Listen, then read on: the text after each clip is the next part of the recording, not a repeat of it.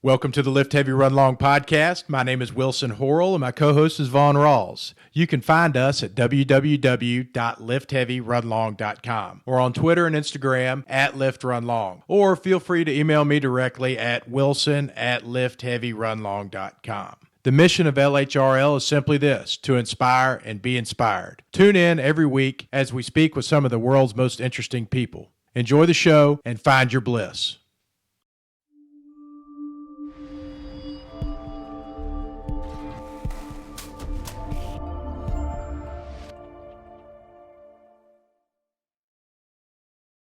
Welcome to the Lift Heavy Run Long podcast, episode number 19. In this episode, we sit down and talk to Coach Paul DeAngelis. Paul is the head coach of Total Balance Fitness. He's also the head guide for Mountain Climbing Adventures. You can follow Paul at pauldeangelisperformance.com. You can also go on over to Instagram and check him out at Coach Paul DeAngelis. Paul is a really inspiring and interesting guy, and we are very lucky to sit down and talk to him about all kinds of different things, mountain climbing, training, fear, finding your passion, and all sorts of good things. So we hope you enjoy this episode, and talk to you soon.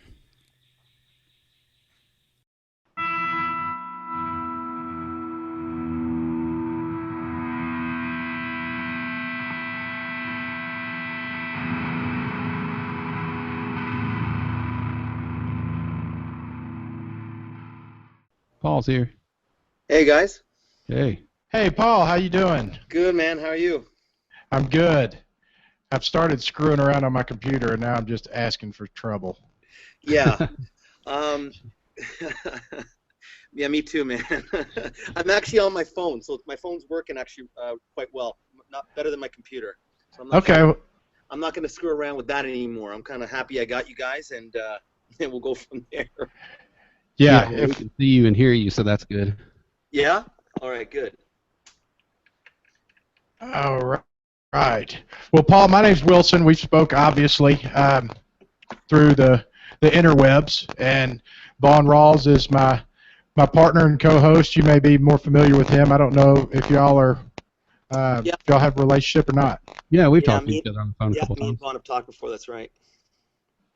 Okay. Well, and we got your name from Valerie Hunt of RunRx, who is a good friend of ours, and she spoke obviously very highly of you. Oh, that's good. There's that one person, you know? We found that one. And so I learned a little bit about you, but not enough. I am fascinated with what it is that you do, especially the mountain climbing side of things. Do you want to give us a rundown of yourself? Yeah, you know what? It's funny. That's usually the first thing people want to talk to me about is some of my climbing exploits. It's very simple how I got started in all this.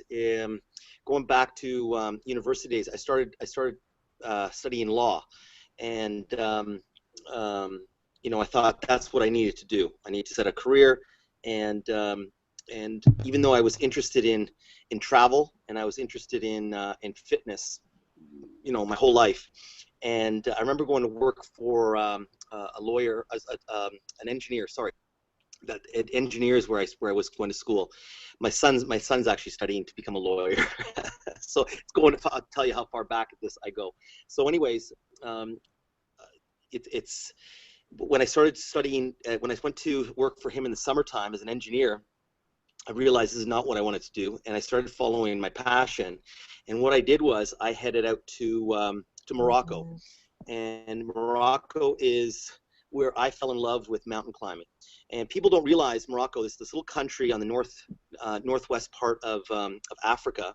It's actually a very mountainous country. The Atlas Mountains run through it, and that's where I fell in love with climbing. And so from there, I started climbing in the Himalayas and the Andes. So these are the biggest mountain chains in the world, and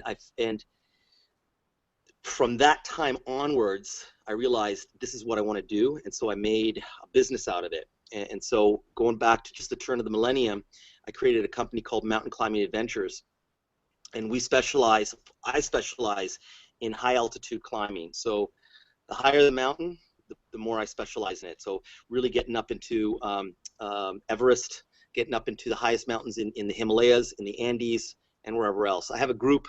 Actually, I have a group that's heading out to Central East Africa right now to climb Kilimanjaro. I'm not heading out. I have my team that's going to handle them, but we got a group heading out from South America, Middle East, and Canada. So they're heading out tonight.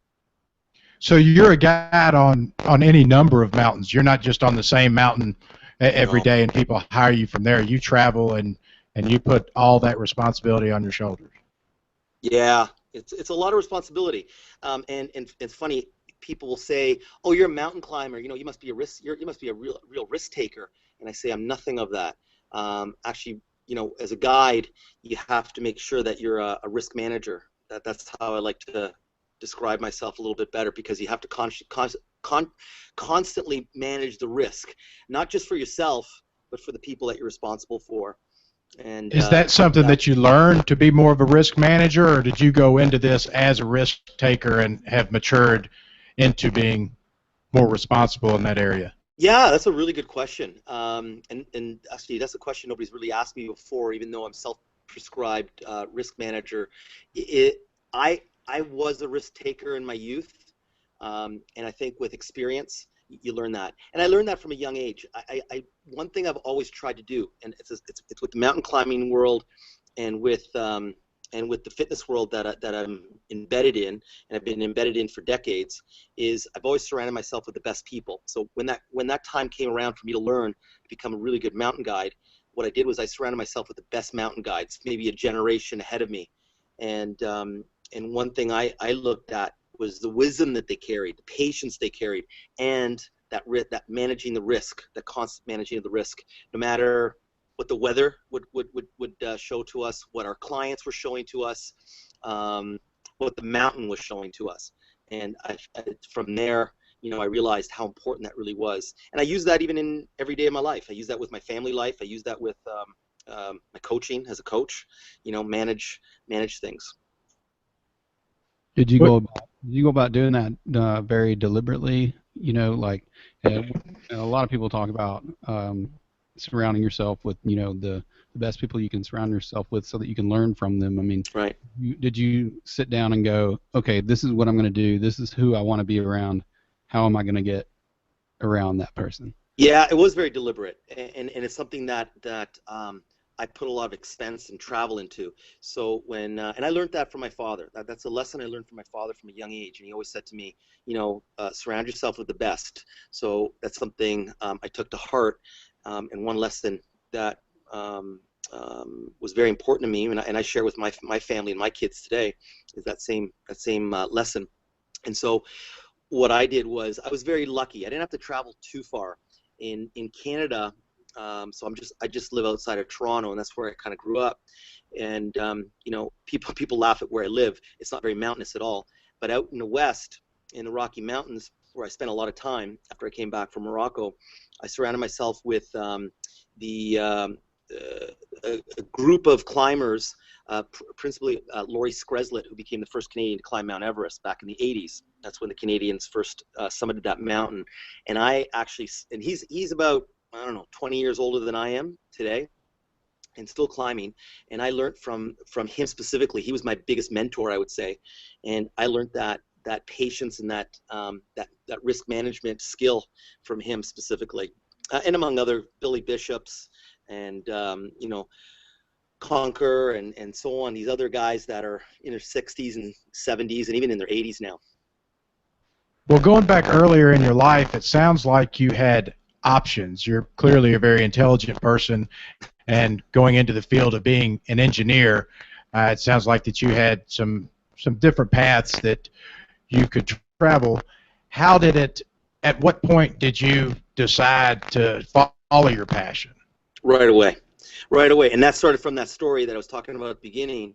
Was I realized that summer doing that engineering work in that firm, I realized this is something I can't do. I can't sit at a chair and do this. So I actually made that decision from a very young age. So I was in first year university when I made that decision, and I stuck with it, and I changed my course in university right away, and I started traveling whenever I could, and traveling to seek out, proper mentorship. And you said you went to Morocco. Is that correct? That's the first place that you climbed? Yeah. So, as a young student, that was I was looking for the reason I picked it, and I'll be honest with you, the reason I picked Morocco was it was the cheapest place that I could travel to, that I could afford, and getting to some high mountains. So I chose it because the flight was pretty cheap, from where I lived, and the logistics of this British company that I paid to kind of climb with, and I went out and paid that and had the greatest 3 weeks of my life, and that's when it changed. So. And prior to that, you didn't have any climbing experience. You went to Morocco, No. and that was your first gig? Yeah. So that was really where I found a passion for it. So I was climbing for myself. There was absolutely all of that. I immersed myself in the mountain scene. I fell in love with it, and then from there, I took a big step. And so I came back, and that was a big catalyst for me. So I came back, and I realized, wow, this is how am I gonna really make this a part of my life? And so that's when I actually fell into a meeting with Laurie Skreslet, like I mentioned, first Canadian to summit Mount Everest back in 1980, and I hooked up with him to climb a mountain in Argentina called Aconcagua, and Aconcagua is the highest mountain in the world outside of the Himalayas. So it's a really big mountain and a big step for somebody that really doesn't have any experience.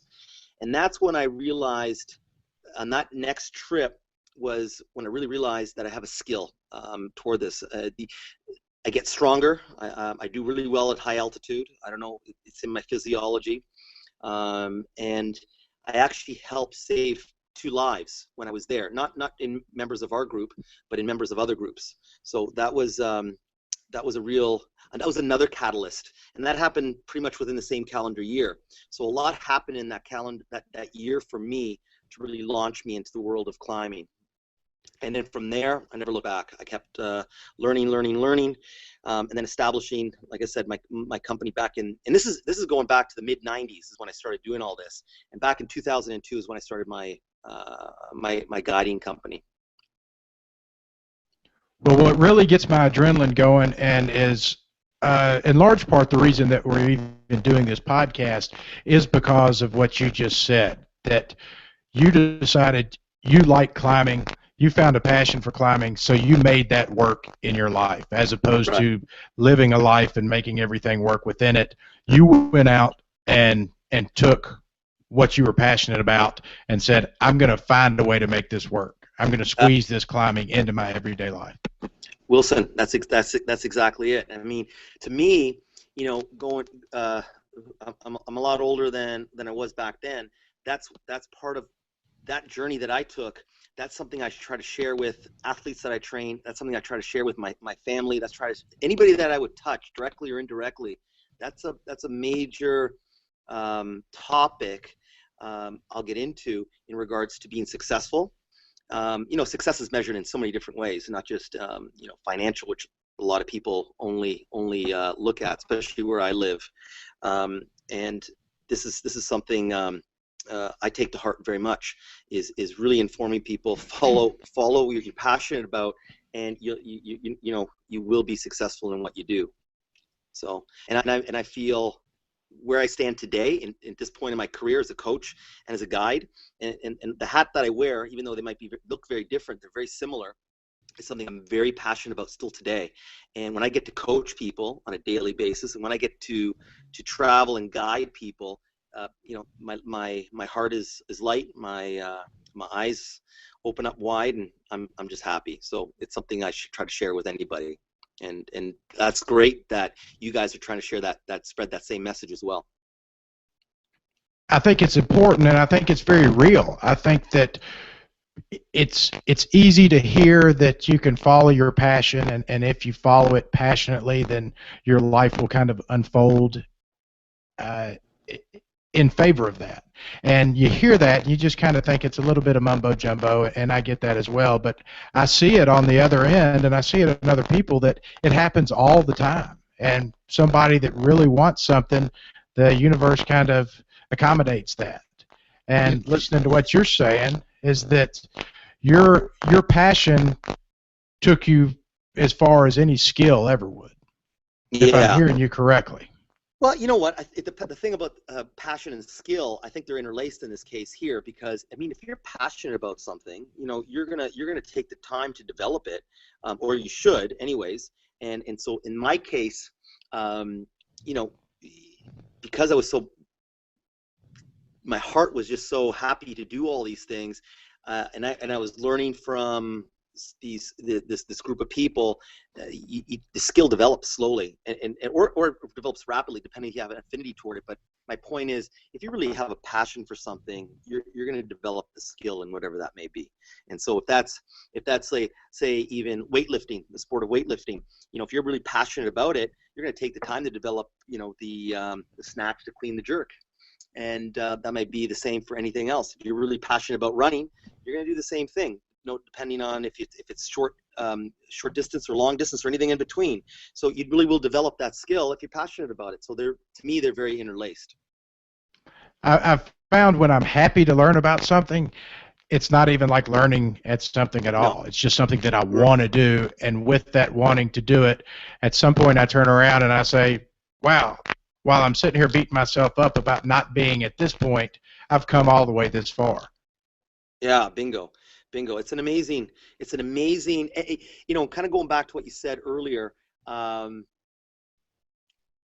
know, maybe you can say I was lucky to have made that decision early, but I think at some point, it's not mumbo jumbo. I think at some point, you know, everybody will come to that realization and say, oh, I wish I did, or I could have, or I should have.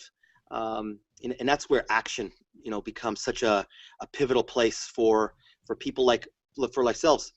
You know, Vaughn, if I'm correct on this, you know, your story is kind of similar in that regards too, is it not? As far as kind of going into the coaching world and being a passion of yours? Yeah, absolutely. So when I let's see, I guess it was about 3 years ago now. So I left my job, or my job went away, and so I was left here as just a 37-year-old guy, you know, father, got kids, my wife, got a wife and kids and all that, and ended up losing that job. And it was kind of a catalyst for me to be like, wow, what is it that I want to do? Right. You know? Yeah. So it's pretty, you know, it's a pretty common story. I mean, there's a lot of people out there that would rather be doing something else. They may not know what that something else is, but they don't want to be doing what they're doing right now. Right. You know, for me, it just kind of happened to me to where I didn't have much of a choice but to go, okay, what is it that I want to be doing? Let's go do it. And for a lot of people, they don't have that. Like, so what I'm interested in really is helping people realize that they do have other options, and help them kind of figure out what it is they want to really do and how they can pursue that. Right. And so when people come to me, when they seek me out, be it is in my expertise as a guide or as my expertise as a coach, you know, one thing that we'll get into is, yeah, sure, you get into the biomechanics of how things work. You get into the physiology of what happens when you climb, you know, big ass mountains.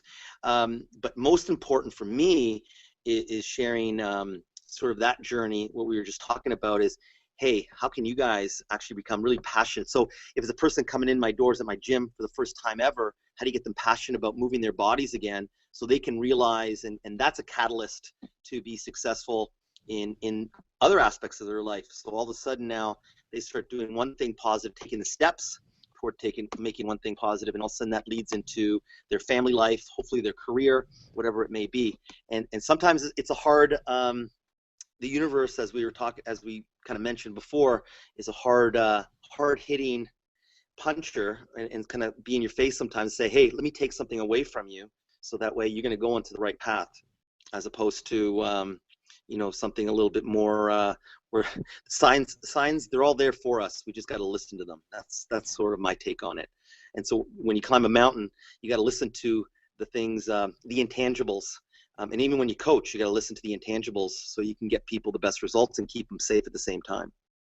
And thank God the universe hits as hard as it does, because if I kept on getting these little jabs here and there, I would never pay any attention. I would just think it was gas. getting knocked straight in the teeth, you get to learn something's got to give, something better change. But it works the opposite way too. I mean, and you don't just get hit. I mean, you put things out there, and it also makes things happen. Right. So, I don't think that getting your ass kicked is a requirement. I think that you can go out and do it just at any time that you set your mind to it. Yeah, right. It happens for some people that way, and people have to realize. I always tell them, be careful what you ask for. If you some people say, oh, I wish I was busy. Well, be careful what you ask for. I wish I was this. Well, be careful what you ask for, because if you put it out there, and that's sometimes what people need to do, is they need to put a thought to start taking the steps to make it real.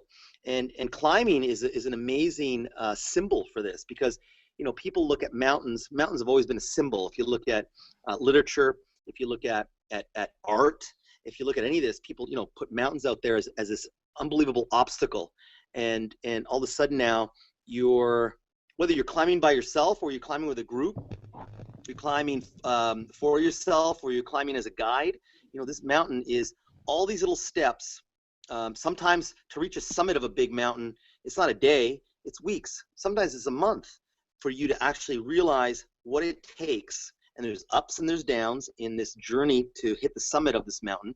And then, funny enough, people think, oh, the summit, I made the summit. And then there I am to tell people, hey, guess what? You're only halfway, right? So now you've done, you've climbed to the top of this unbelievable symbol of challenge in humanity, and now you got to get back down again. And going back down is sometimes harder physically and psychologically than it is climbing up. And it's how you deal with that it really shows the spirit of a person, or the will, the mental fortitude, not just the physical. That's the easy part. I always tell people that's the easy part. It's the mental and the mental fortitude and so on, the spirit that people bring to how they deal with that down cycle, because that's life. It's not just up, up, up, up. And the same as a coach, as people start to PR and PR and PR and PR, as they start to join your classes and your gym, and then I tell them, hey, guess what? It's not going to always be like that. And it's how you get people ready to succeed when it's tough. That's what you learn about yourself. It's not when you're going up. It's usually when you're coming back down. Well, you had gotten into the psychological aspect of it. I would imagine that there's quite a few people that come to you to climb a mountain, and it really has nothing to do with climbing a mountain, and things in their personal life or that they're trying to accomplish. How often do you get that? Oh God, it happens all the time, and you don't see that change until afterwards. And I'll tell you a great story. One gentleman came to climb with me, and this is going back, I don't know, maybe 15 years ago. So we were climbing.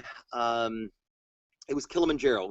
Kilimanjaro is a great intro for people, because it's a high mountain and it's doable for a lot of people. So we're pretty busy on that mountain. So this guy comes to me, and he's a top executive of a big company. He's actually a big executive of Pepsi Corporation. And the stress this guy carried, he was on my flight. I remember he was on my flight. So seeing this guy come to the airport, the stress, he was disconnected from what he was doing. That journey doesn't happen when you get there. It happens way before. The journey happens when you start to make that choice to climb a mountain, let's say, right? And all the preparation leading up to it. So anyways, we meet at the airport, and he's on my flight, and this guy was just so stressed and was never ever present. So you take that opportunity to feel, but he never felt. So anyways, we traveled this long distance from North America over to Tanzania. And same thing, the stress that this guy carried from the career that he had chosen and it's funny. I'll give you a little saying he gave me afterwards. And all of a sudden now he climbs this mountain with me and other members of our group. And I remember he comes to talk to me about 3 weeks later. Didn't take too long. It took about 3 weeks. And he said, you know, at this point he had made a decision, and he actually followed through with it, to leave his lucrative position in a big corporation and move him and his family. And he had 4 kids at the time. He's actually adopted another one at this point. And he went out west and actually lives in Kelowna, which is, if you don't know where it is, in British Columbia, it's right near the mountains, the Rocky Mountains. And he bought a vineyard out there, and he lives a lot stressful life. And he's a present, he's present at what he does, and he helps people find their passion in life.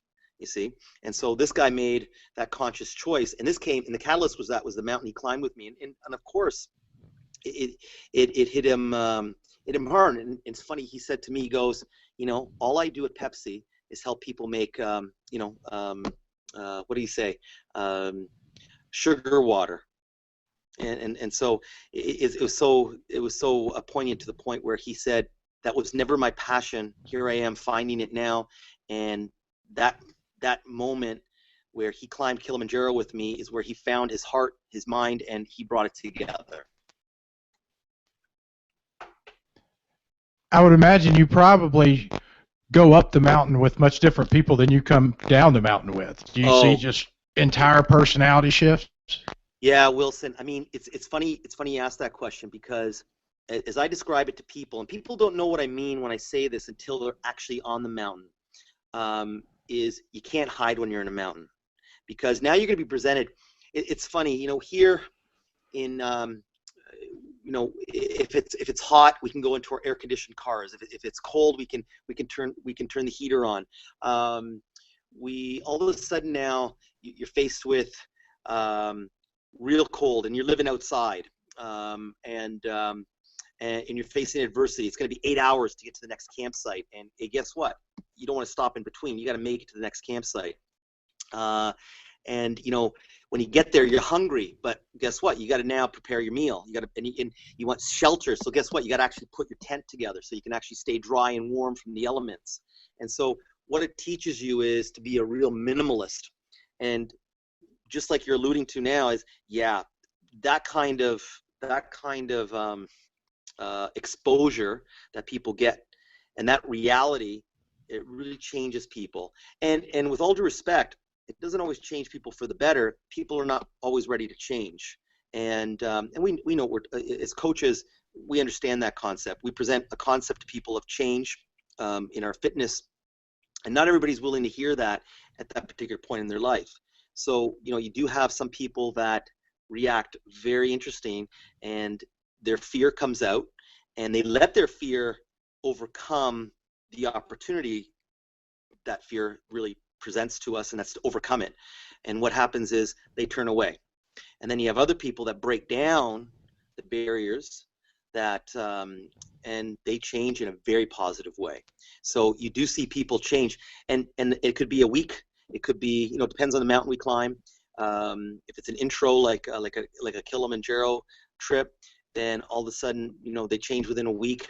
You get other trips like Aconcagua, a mountain I described earlier. That's about 14 to 16 days on a mountain, which is very high altitude.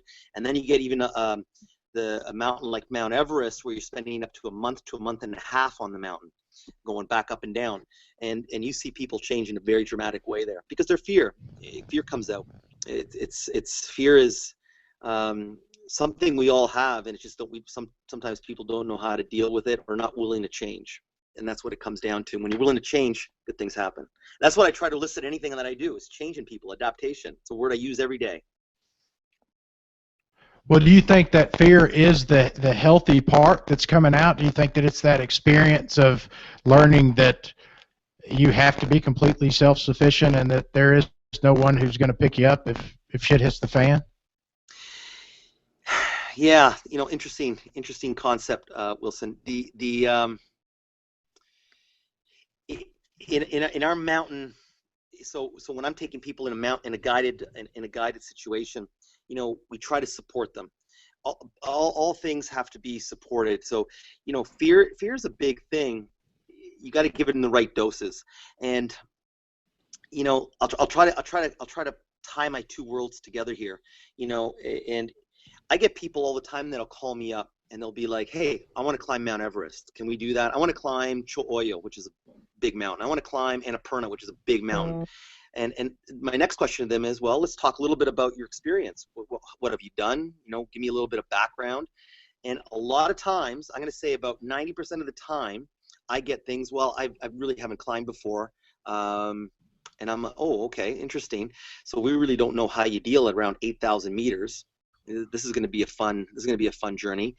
And so I'm really strict about who I screen and what mountains. So my concept is, hey, let's start with something a little bit more beginner, intermediate like, and let's see how you do. Let's see if you can deal with the support I give you, which is greater relative to what you're going to be exposed to. So some fear is going to come out. We're going to get some kind of adaptation. Let's see what happens, not just physically, psychologically. Now I know when you get less support and you are now exposed to the elements in a big way, that ratio is now changed, how are you going to deal with it? And so that we can change in a positive way. So just like training, that what I expose to them has to be the same. If I get a new person and I say, hey, let's lift 400-pound deadlift, the adaptation, there's no adaptation. It's not proper training concepts. It's like, hey, let's learn how to do this properly. Let's build some change in you. And so then eventually, if that's your goal, then we can get that and greater out of you.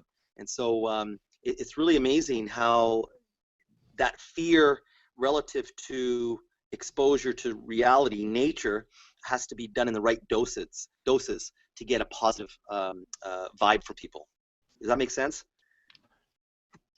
Yeah, it makes perfect sense. That it's scary what you said, that there's got to be a level of self-perception that you're relying on the other person to have when you talk about screening someone before you go up on a mountain with them. Right. If someone believes themselves to be what they're not, that puts a lot of people in danger. Am I correct? That's exactly it. And that's what you find today in the mountaineering world is, mountain guides from other groups have to waste their energy, their resources to help people like you just described stay safe.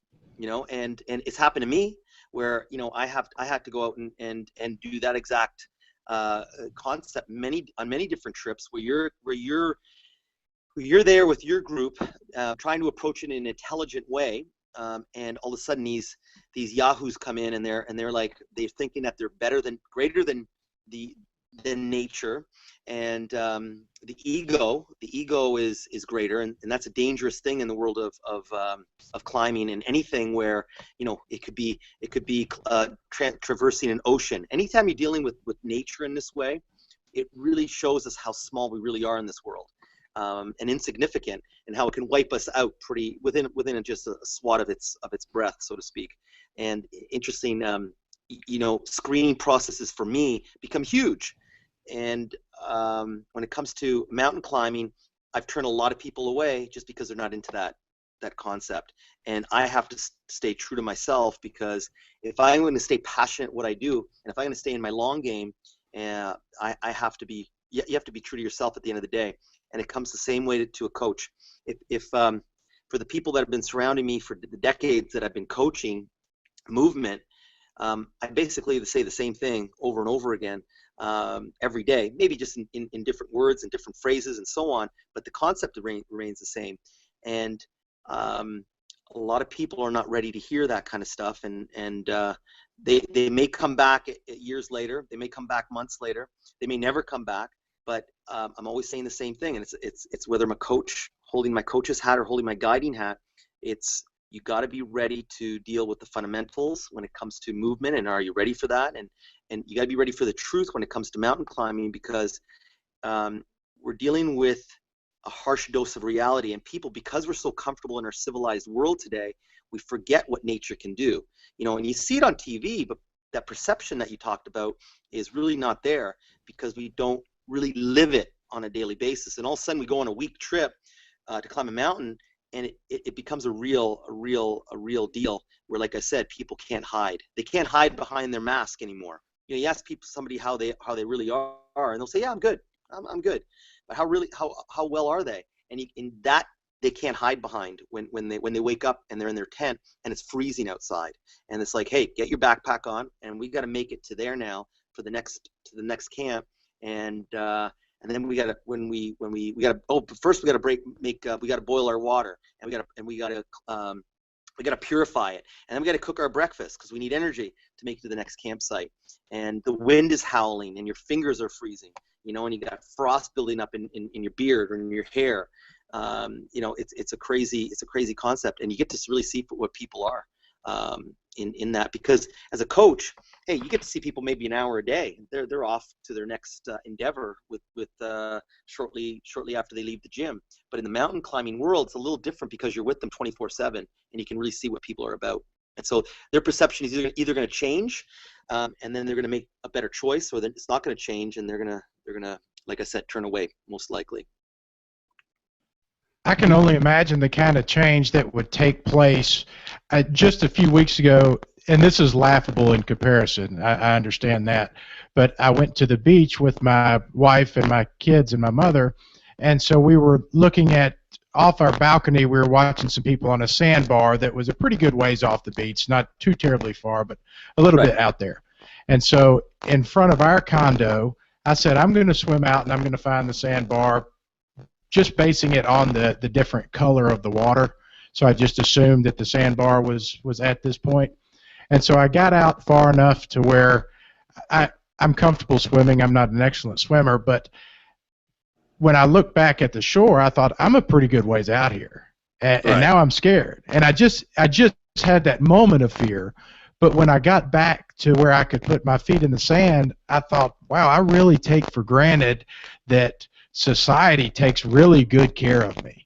There's nowhere that I go that's not roped off, that there's not a figure of authority who's telling me don't do that, or you're not allowed to do this, and there's rules everywhere that I turn around. And when you get up on a mountain or you get out in the ocean, those don't exist. And I think it's good to some degree to see that, you know, to lose that safety net and experience how nice it is to live the life that you have, and what a gift it is to have it. Right. Yeah, totally agreed. And it's little moments like that where, you know, you said, oh, it's laughable. No, not at all. You actually realize that in something so simple, you know, as opposed to something so grand, as opposed to changing something in a drastic way where you get off a plane and then shortly, a few days later, you're on a big mountain, let's say. No, it's in the little things, like you said, you know, and you realize how important it's the little things that add up, and it's when those pieces fit together in a nice way. You know, when you got a puzzle and you're trying, and I find that too many people are trying to jam the pieces together, even though they don't fit, and that causes so much stress in our life and so much complexity in our life, and I think that's where we've gotten ourselves to. And if you try to jam those pieces together and you step back and you look at it, all of a sudden it's a very unclear picture. It's like, what the hell is this trying to show me here? But then when you can kind of see, and you take this little one piece and you start to piece it together with another piece, and then you piece it together with another piece, and they fit as they should, and then all of a sudden you take a step back and you realize, wow, that's a beautiful picture. And I think that's what we gotta do in our life, is sort of take the moments that you just described, where it's not this grand decision, hey, I'm going to go climb a mountain with Mountain Climbing Adventures, or, you know, I'm going to go do this whitewater rafting trip down the Biobío in Chile. You know, it's taking that moment where it was a couple of hours of your day and you stepped back and said, damn, I appreciate this. And so that's a piece that you fit together, and then that makes you appreciate the next piece and the next piece, and you step back and you have less complexity in your life, and you have a better vision of your life. And when you have more clarity, hey, then the next choice you make, you know, I'm not saying that we always make the right choice, but the next choice you make might be a little more true to what you need, as opposed to you know, not. Man, this is so awesome. because I've been trying to answer this question. People will always ask me, why do you keep going back to run these 50-mile races? Right. I'm like, I can't explain it to you, but I have to get to that last 10 to 5 miles because I can't even explain to you what happens, but there's something that you learn about yourself when that's over, Right. during that end piece of the race, and after it's over, and you look back at it and you're like, you learn something about yourself, and you just described exactly how that feels, Right. and why we keep going back to do these things, because it changes us every single time. Yeah, and it's funny. I wrote a blog article maybe about a year ago, and it was about change, and I find that the more people I'm exposed to, um, the older people get, the less they want to do things like that. And Vaughn, your story is very different, and I'd love to hear Wilson's story a little bit more at some point as well. But you can never explain this to anybody, that journey, what it feels like. But one thing I try to share with people all the time, and it's both in my gym on a daily basis, and it's me as a guide, and it's, don't fret to get outside your comfort zone. And I know we hear that, we see that in social media all the time, but to me that's such um, verbal diarrhea, most of that stuff, because people just look and say, hey, that sounds cool, I'm going to put on my social media feed. It's the people that really live it and try to change it, that hopefully can become a true inspiration to other people. If you can change one person, then you've done your job. It's the same when I get to go on my seminars, and I've been very lucky in my coaching career too, as I got to travel the whole world and coach running mechanics to people and teach people how to do things in what I think is the best way. I'm never going to say it's the best way, but what I believe is the best way from my experience in my life. And I always say to people, if I'm sitting in front of 30 people, if I get to change one of you guys for the better, I'm happy. Because really, it's so common today, and it's all over the world. Not everybody wants to change, and I see that as an unfortunate, because they're not willing to get outside their comfort truly, and change things for the better. And we need to do this. And as we age, we continually need to do this because we get set in our ways a little bit more. And if we can inspire first ourselves, then you can set the stage to inspire other people, be it one person to 10 people to 1,000 people to 10,000 people, as opposed to what your social media feed looks like. You get to do this in real life. Well, I admire you for your approach and your attitude, and that it would be really easy as a mountain guide to say, you need a big ass mountain. You got to go freeze your nuts off somewhere and feel and be looking into the eyes of death before you can really change your life. And what I'm hearing from you is, if you look close enough to the little things, you can experience it anywhere. Absolutely. I mean, when I wake up in the mornings, because of the life I led leading up to this, which was one of drugs and alcohol and depression and just a miserable existence, when I wake up and I put my feet on the floor in the mornings, it's a miracle. Every morning it's just like, wow, this is fantastic, because I've seen the other side. And what you get to experience is you get to take people who are not quite sure that other side is there yet and show them, here it is, now we'll get you off this mountain, and maybe you'll start to experience some of the goodness that life has to offer.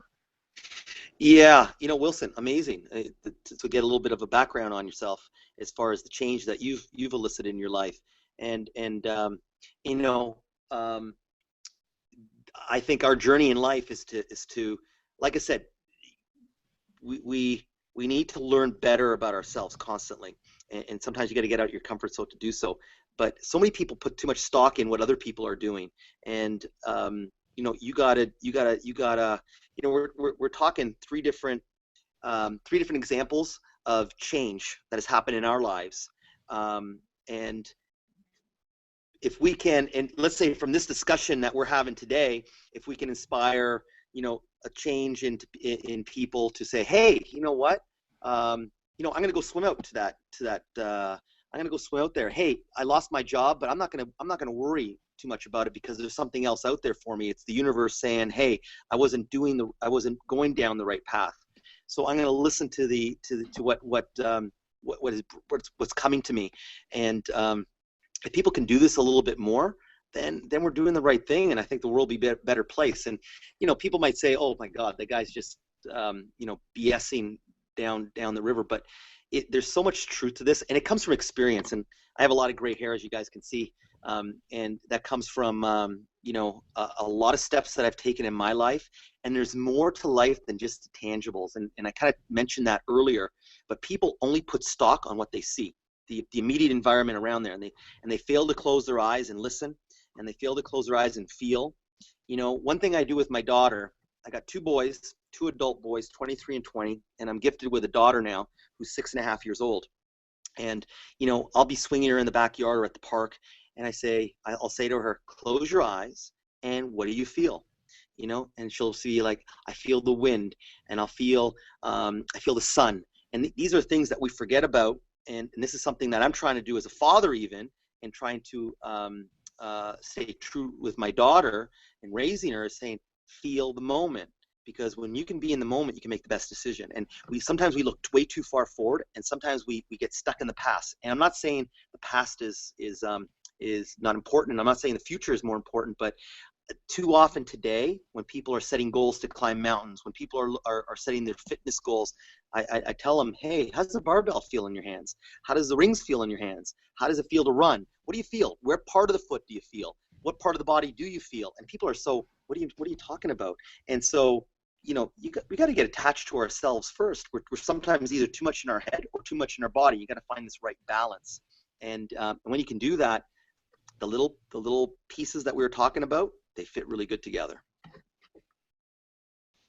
Do you feel like that a lot of people think that it just doesn't apply to them, that you live a life doing what you do, and maybe you deserve that, or maybe it's happened that way for you, but for some reason, like it's not worth it for them because it just doesn't, those rules don't apply to them. Right. Yeah, totally. I absolutely. Or they'll say, yeah, or it's past that time that I can change. I'm too old. And you have to listen to the language that people speak. And so if people are listening to this podcast or our discussion, and they're saying, oh, that's full of shit that he's saying. Well, that's the environment that they put themselves into. So when they wake up, they're so closed-minded and they're so encapsulated that they don't they don't feel the environment that surrounds them. And so there's so many people that say that. And so, all we can do is lead by example.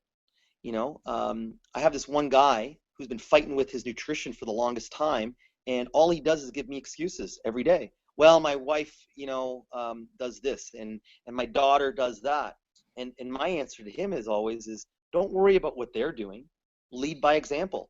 Because if he can change, and I know he could, he just doesn't want to make that uncomfortable choice or the uncomfortable steps to do so. If he actually did it, then he might change his wife. He might actually change his daughter. He might be that example for them to change too. And so many people say that. And you know what? I just continue to say the same message over and over again, year in, year out. And it's what I believe, obviously. But the other reason is when people are ready, maybe they're going to remember that message, and they'll say, hey, I remember that guy and what he said, and I'm ready to listen now, and I'm ready to change, and I'm ready to make things better. Because not everybody's ready when they come across you, and you got to respect that at the same time too. That comes with experience, because when I was a younger coach and a younger guide, I really believed I could help every single person that I touched, and I realized in my career that that's not the way it happens. And it's a frustrating thing. It's a frustrating realization, but that's when you got to really stay true to yourself as a person, because if you do so, then you're going to change the people when they're ready. And stay well, long. Inspiration.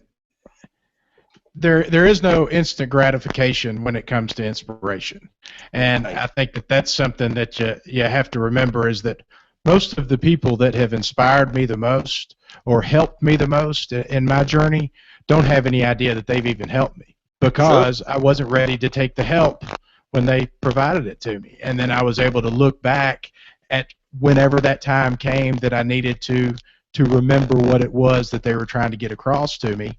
And I have those lightning bolt moments, but I can't expect anyone to want to buy anything that I'm selling or listen to anything that I'm saying at that particular time. Right. Yeah, you hit it right on. I mean, I can't say much to that. I agree with that 100%. But at the end of the day, it's a willingness to. It'll always come down to this. It'll always come down to how bad does somebody want to change? You, Wilson, you actually wanted to change. Vaughn, you wanted to change. In my story, I wanted to change. I just didn't want to put up with something I wasn't passionate about. There was no way I was going to let that happen. Hopefully, like I said, we can help anybody and anybody willing to listen. And we don't know the answer to everything and never will. Well, I've got one last question for you, and then if Vaughn has any questions, but I want to know what you would tell the person who is in whatever position that they're in, that they want more out of life. They want something different. They're not sure that they're necessarily ready to go climb Mount Everest or anything wild like that, but they do want more fulfillment. What advice would you give to that person? Well, that's an interesting question. I wouldn't have an expected spiel that I would give somebody. It would be quite different for each particular case, but essentially it comes down to this, guys. It comes down to don't let the unknown, don't let fear stop you from making a jump. Because it's this whole idea of what's in front of us. We don't realize what we're capable of until we actually do this, and then we're like, well, you know what? I'm capable of all of this, and I was able to do this, and that's inspiration right there. That's how people inspire themselves. And so, as basic as I can say it, guys, is don't be afraid to get out there and get dirty.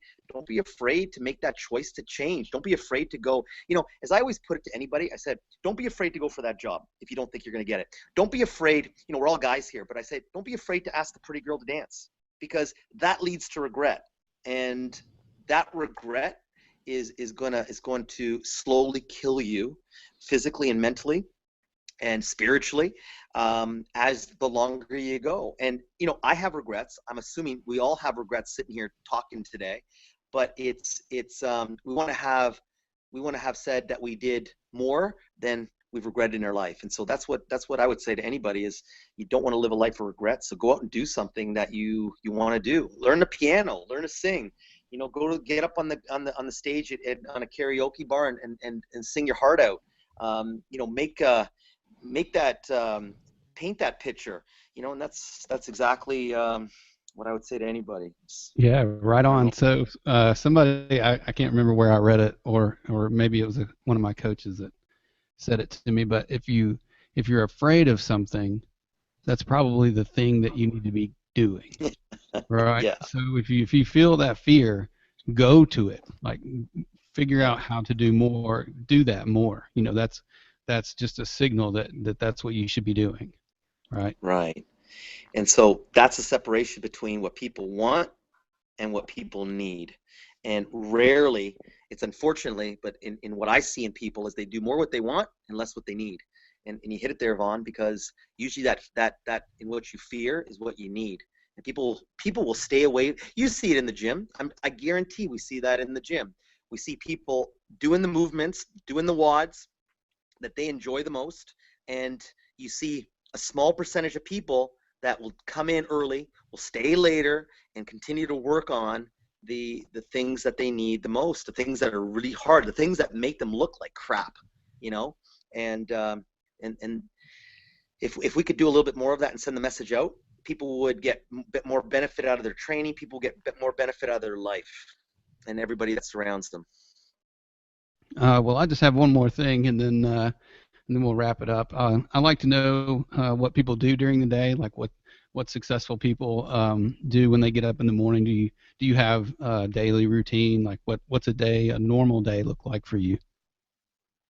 Well, first of all, thank you for considering me a successful person. I feel I have a lot of work to do in that category. But, I think just setting a positive affirmation first, and so many people wake up with begrudging their life. And so I wake up thinking how thankful I really am and how appreciative I am that I'm lucky that I have a family that I do, the career that I do what I do.